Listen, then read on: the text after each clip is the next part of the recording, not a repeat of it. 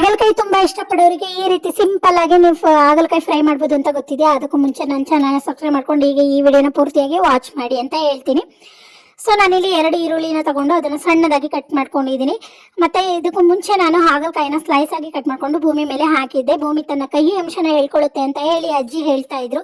So ಆ ರೀತಿ ಮಾಡಿದ್ದೀನಿ. ನೀವು ಬೇಕಾದ್ರೆ ಮಾಡ್ಬೋದು, ಇಲ್ಲ ಸ್ಕಿಪ್ ಮಾಡ್ಕೊಳ್ಳಿ.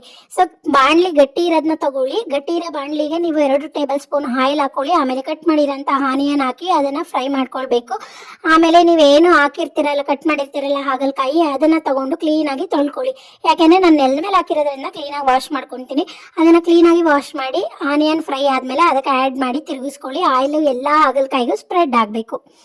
ಆಮೇಲೆ ಸ್ವಲ್ಪ ಅರಿಶಿಣ, ಆಮೇಲೆ ರುಚಿಗೆ ತಕ್ಕಷ್ಟು ಉಪ್ಪು, ಆಮೇಲೆ ಚಿಲ್ಲಿ ಪೌಡರ್, ಖಾರದ ಪುಡಿನ ನೀವು ಹಾಕೊಳ್ಬೇಕು. ಎಲ್ಲ ನಿಮಗೆ ಅಳತೆ ನೀವು ಏನು ಹಾಗಲಕಾಯಿ ತೊಗೊಂಡಿರ್ತೀರ ಸೊ ನಿಮಗೆ ಗೊತ್ತಾಗುತ್ತೆ ಅಷ್ಟನ್ನು ಆ್ಯಡ್ ಮಾಡಿ ಕ್ಲೀನಾಗಿ ರೋಸ್ಟ್ ಮಾಡ್ಕೊಳ್ಳಿ.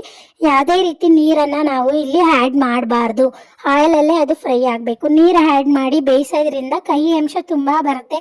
ಸೊ ಈ ರೀತಿ ಆಯಿಲಲ್ಲಿ ಫ್ರೈ ಆದರೆ ಅದು ಕಹಿ ಇರುತ್ತೆ, ಬಟ್ ಆ ರೇಂಜಿಗೆ ಕಹಿ ಇರೋದಿಲ್ಲ. ತಿನ್ನಕ್ಕೆ ಮಾತ್ರ ತುಂಬ ಸೂಪರ್ ಆಗಿರುತ್ತೆ. ಇದನ್ನು ನಾವು ಆವಾಗಲೇ ಮಾಡಿ ಆವಾಗಲೇ ತಿನ್ನೋದಕ್ಕಿಂತ ಫಸ್ಟ್ ಮಾಡಿ 2ನೇ ಸಲ ಮತ್ತೆ ಅದನ್ನು ಬಿಸಿ ಮಾಡೋಕ್ಕೆ ಹೋದಾಗ ಆಯಿಲಲ್ಲಿ ಇನ್ನೂ ಚೆನ್ನಾಗಿ ಫ್ರೈ ಆಗುತ್ತಲ್ಲ, ಸೊ ತುಂಬ ರುಚಿಯಾಗಿ ಬರುತ್ತೆ. ನೀವು ಗಟ್ಟಿ ಇರೋ ಬಾಣಲಿ ತೊಗೊಂಡ್ರೆ ಬೆಟರು, ಇಲ್ಲಾಂದರೆ ಸೀದೋಗ್ಬೋದು. ಇದೇ ರೀತಿ ಬೇಯಿಸ್ಕೊಳ್ಳಿ, ಅವಾಗವಾಗ ತಿರುಗಿಸ್ಕೊಳ್ಳಿ. ಇದನ್ನು ಮೊಸರು ಜೊತೆ ತಿನ್ನೋಕ್ಕಂತೂ ತುಂಬ ರುಚಿಯಾಗಿರುತ್ತೆ. ನಾನು ಯಾವಾಗಲೂ ತಿನ್ನೋದು ಮೊಸರು ಜೊತೆನೆ. ನಿಮಗೆ ಚಪಾತಿ ಅಥವಾ ರೊಟ್ಟಿ ಜೊತೆ ತಿನ್ನಬೇಕು ಅಂದರೂ ಇದಕ್ಕೆ ಸ್ವಲ್ಪ ಮೊಸರು ಮಿಕ್ಸ್ ಮಾಡಿಕೊಂಡು ಅದಕ್ಕೆ ಬೇಕಾದ್ರೆ ನೀವು ಸರ್ವ್ ಮಾಡ್ಕೊಳ್ಬೋದು. ನೀವು ತಿಂದು ಹೇಳಿ ಹೇಗಿತ್ತು ಅಂತ ಹೇಳಿ. ತಿಂತಿದ್ರೆ ಮತ್ತೆ ಮತ್ತೆ ತಿನ್ನಬೇಕು ಅನ್ನೋಷ್ಟು ರುಚಿ ಕೊಡುತ್ತೆ. ಇದು ಕಹಿ ಇರ್ಬೋದು, ಇದ್ರ ರುಚಿ ಮಾತ್ರ ತುಂಬ ಸೂಪರ್ ಆಗಿರುತ್ತೆ. ನೀವು ಟ್ರೈ ಮಾಡಿ ನನಗೆ ಕಮೆಂಟಲ್ಲಿ ತಿಳಿಸಿ ಹೇಗಿತ್ತು ಅಂತ ಹೇಳಿ. ಸೊ ಈ ರೀತಿ ಹೀಗೆ ನನ್ನ ವಿಡಿಯೋಗೆ ಸಪೋರ್ಟ್ ಮಾಡ್ತಾ ಇರಿ ಅಂತ ಹೇಳಿ ಈ ವಿಡಿಯೋನ ಮುಗಿಸ್ತಾ ಇದ್ದೀನಿ.